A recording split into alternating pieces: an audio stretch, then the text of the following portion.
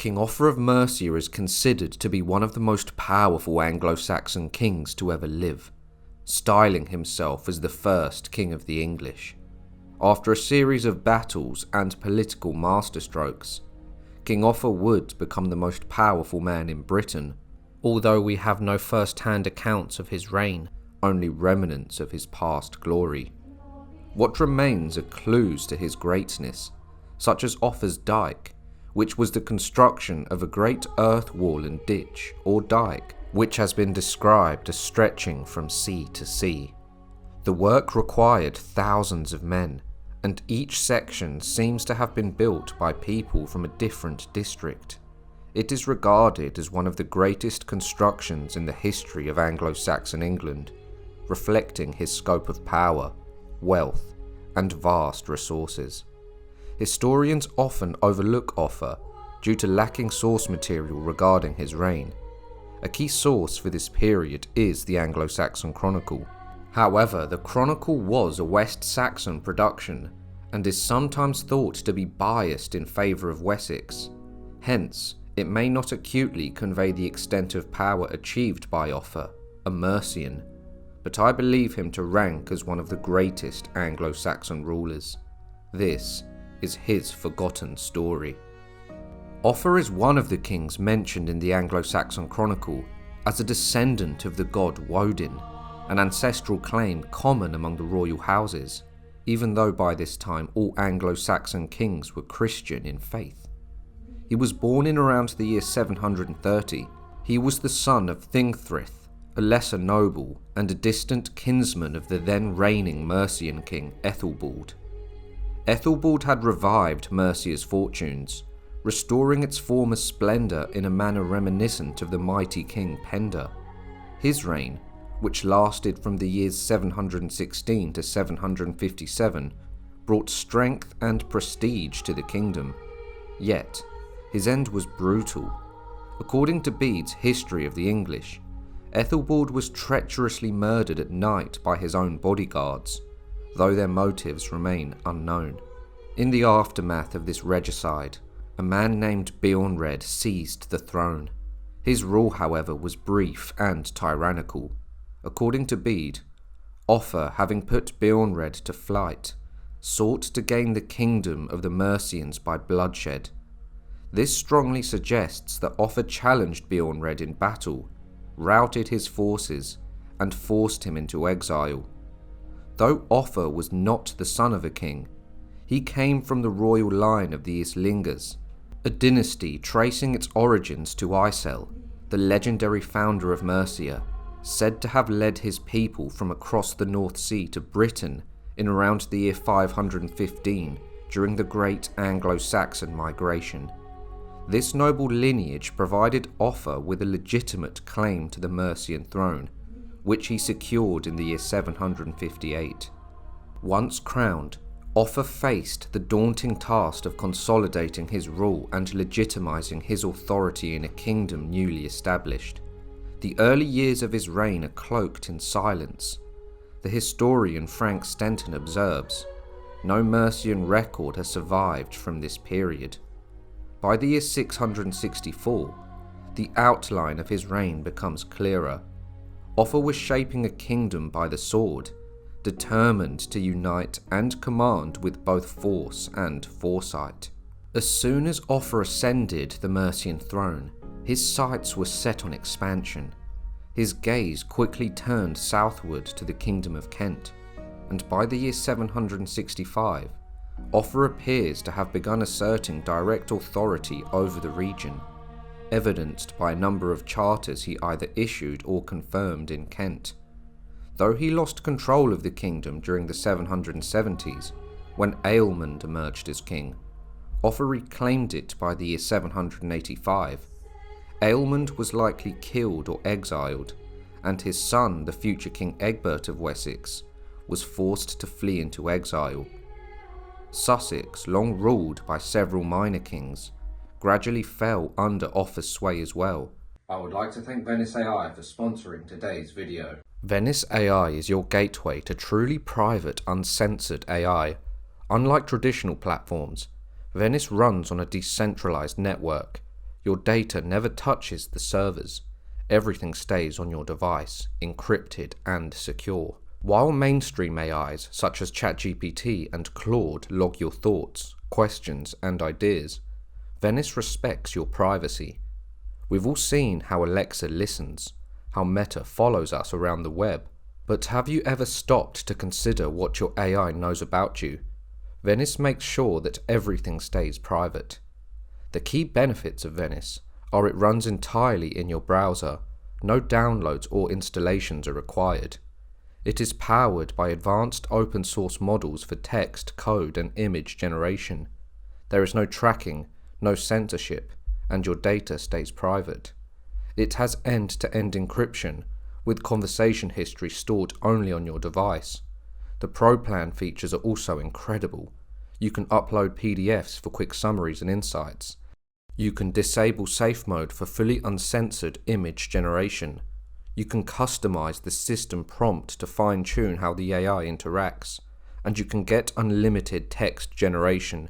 If you want to use AI without the fear of handing over your thoughts to a corporation or government, you can get 20% off a Pro plan using my link, venice.ai/history profiles. Make sure to click the link in the description below. In the first 13 years of his reign, Offa confirmed charters in western and central Sussex. By the year 771, he had subdued eastern Sussex through military action, effectively bringing the whole kingdom under his control. Charters from the year 772 reveal his complete authority over the region, with its former kings reduced to the status of an ealdorman. His overlordship over the other smaller kingdoms is less thoroughly recorded, but by this time, Mercian supremacy was steadily expanding. East Anglia offered Offa another opportunity for dominance. The kingdom's royal line of the Woofingers, descended from the legendary King Wuffa and long regarded as the ruling house, came to an end in the year 749 with the death of King Elfwald. With the Woofinger line extinguished, Offa saw a chance to assert control. A young noble named Ethelbert rose to kingship thereafter, but his rule would end in tragedy. According to the Anglo-Saxon Chronicle, Offa had King Ethelbert of East Anglia executed. Offa, king of the Mercians, commanded the head of King Ethelbert to be struck off. The tale of his death later grew into a legend. In around the year 1080, the Passio Sancti Ethelberti records the story of a virtuous and godly young king, elected for his wisdom and grace. Pressured into marrying Offa's daughter Eadbert, Ethelbert journeyed to Mercia against the foreboding warnings of his mother. In the end, it was said that Queen Cynthryth, Offa's wife, poisoned her husband's mind with suspicion and deceit, ultimately leading to Ethelbert's murder and beheading. Whether these accounts are fact or moralized fiction, Offa nonetheless claimed East Anglia as part of his dominion, extending his authority over yet another kingdom. To the south, the kingdom of Wessex was ruled by King Cinwulf, a direct male descendant of Cerdic, the legendary leader of the Anglo-Saxon migration and the founding monarch of Wessex. Throughout much of Offa's reign, Cinwulf had resisted Mercian supremacy, maintaining the independence of his kingdom. Tensions between the two kings eventually erupted into open conflict. In the year 779, the Battle of Bensington was fought. Though little is known of the battle itself, its outcome is clear. Offa emerged victorious. Despite his defeat, there is no indication that Cinwulf became subordinate to Offa thereafter. However, Cinwulf's rule came to a sudden and violent end in the year 786, when he was ambushed and killed during a dynastic quarrel, reportedly at the house of his mistress. Cinwulf's death created a power vacuum in Wessex, one that Offa swiftly exploited. He threw his support behind Beorhtric, a rival claimant to the throne, whose chief opponent was Egbert, grandfather of the future King Alfred the Great. To secure this alliance, Offa gave his daughter Eadbert in marriage to Beorhtric. Backed by Mercian power, Beorhtric defeated Egbert, forcing him into exile to the court of Charlemagne. In doing so, Beorhtric became a client king, ruling Wessex under Offa's shadow and protection. To the north, in the kingdom of Northumbria, Ethelred I held the crown. In the year 792, he married Ethelred, another daughter of Offa's, thereby becoming the Mercian king's son-in-law.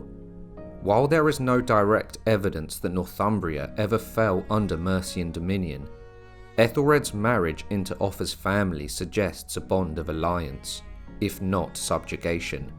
Notably, upon Offa's death, Ethelred was assassinated by a group of Northumbrian nobles, a fact that hints at his reliance on Offa's protection and the fragility of his rule without it.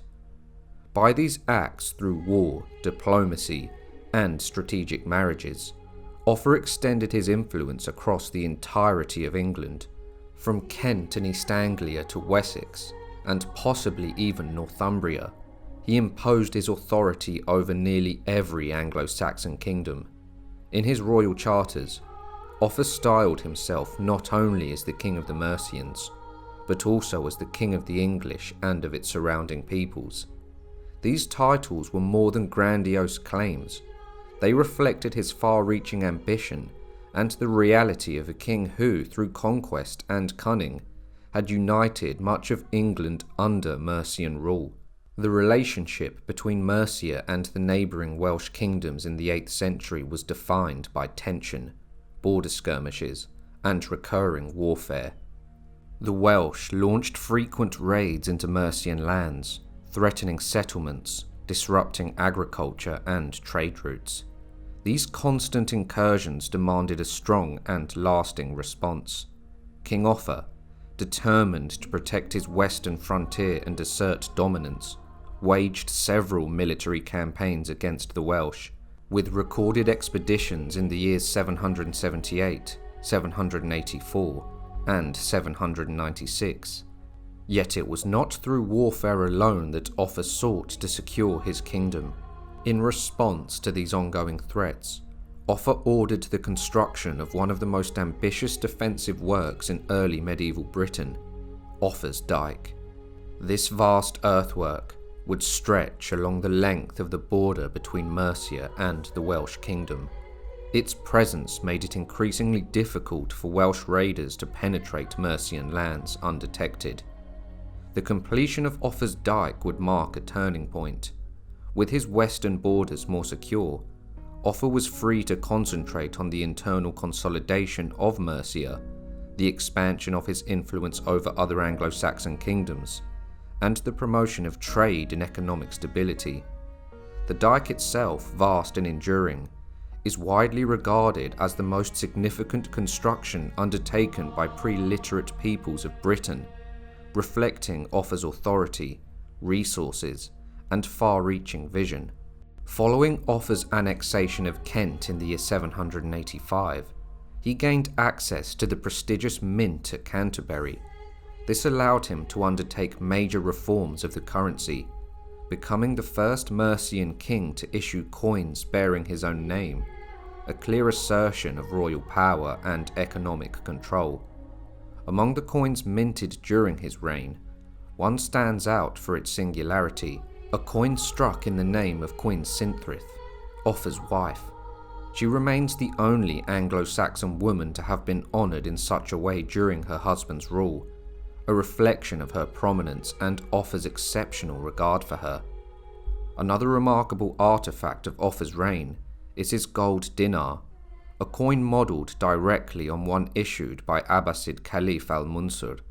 One side bears the Latin inscription Offa Rex or King Offa, while the other features a backward rendering of the Arabic phrase, "There is no God but Allah alone."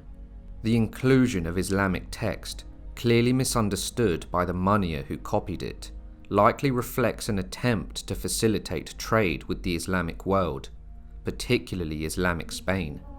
This coin, rare and symbolically rich, underscores Offa's international outlook and his ambitions to engage in the broader economic networks of the medieval world. The dawn of the Viking Age is traditionally marked by the brutal attack on the monastery at Lindisfarne in the year 793, yet the first recorded encounter between the English and the seafaring Norsemen predates that event and occurred during the reign of King Offa of Mercia. According to the Anglo-Saxon Chronicle, in the year 787, it is written, "First came 3 ships of Northmen out of Hordaland. The local reeve rowed out to meet them, intending to escort them to the king's town, for he did not know who they were, and there they slew him. These were the first ships of Danish men to seek the land of the English nation." This brief but violent encounter marked the ominous arrival of a new and terrifying force on England's shores. Further evidence of Offa's awareness of this growing danger appears in a royal charter dated in the year 792. In it, Offa issues instructions to prepare Kent for defence against seagoing pagans with roaming ships. This reference is likely to the early Viking raiders, and suggests that sporadic coastal attacks had already begun, and that Offa was among the first rulers to recognise the emerging threat. His actions in reinforcing Kent's defences reveal not only strategic prudence, but also the early stirrings of a national response to what would become a centuries-long struggle against Viking incursions. Offa, ever the vigilant king, was already taking steps to guard his realm against a storm rising from the northern seas. King Offa of Mercia would die in the year 796, at approximately the age of 56. His passing marked the end of an extraordinary reign, one carved in blood, crowned in glory, and destined to shape the course of English history. Though he was succeeded by his son Ecgfrith, the young king's rule was fleeting, lasting a mere 141 days before his untimely death. With Ecgfrith's fall, the line of Offa came to a sudden end. The Northumbrian scholar Alcuin, writing from the court of Charlemagne, acknowledged Offa's relentless determination to secure his son's succession.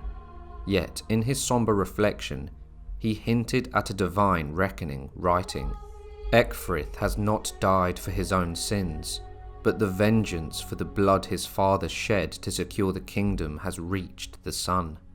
Offa had not hesitated to eliminate rivals to ensure his legacy, a legacy he sought to pass on at all costs.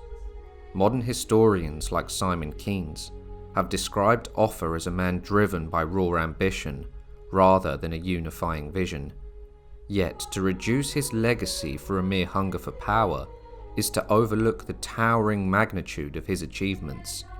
The annals that survive, chiefly the Anglo-Saxon Chronicle, a West Saxon account, fail to capture the full breadth of Offa's greatness. Their silence speaks not to his insignificance, but to the deliberate erasure of a Mercian king whose power once eclipsed all rivals. Offa was not merely a regional ruler, he was a king of kings. His royal charters testified to a sovereign who styled himself as the King of the English, and the King of Mercia and the surrounding peoples. And who could doubt the truth in those titles? He ruled from sea to sea, building the mighty Offa's Dyke, a monumental frontier that stands to this day as a symbol of his authority and vision. Curiously, Offa was never named Bretwalda, an Old English term meaning the ruler of Britain, a title later granted to Egbert of Wessex, whose power paled in comparison. This omission too is telling. It reflects the subtle bias of West Saxon scribes, who chose to rise up their own and leave Mercian greatness to the shadows of history. However, glimpses of his greatness are seen throughout history. Aethelstan Atheling, a warrior prince and the eldest son of Ethelred the Unready, who was a later King of England, would keep Offa's sword as his prized possession, reflecting Offa's reputation and the tales of him that had survived into the 11th century. So perhaps Offa was, in his own way, the first true King of England, long before Aethelstan of Wessex, who was the first official king of England. Thus, Offa's story, dimmed by rival chroniclers, deserves to be remembered not as a footnote, but as the prelude to England's monarchy. I would like to give a huge thank you to all of my members. Your contribution is valuable to the continuation of the channel, and I appreciate you all immensely. A special thank you to John Seitz. I hope you all enjoyed the video. If you did, be sure to like, subscribe and share, and I'll see you all next week for another History Profile.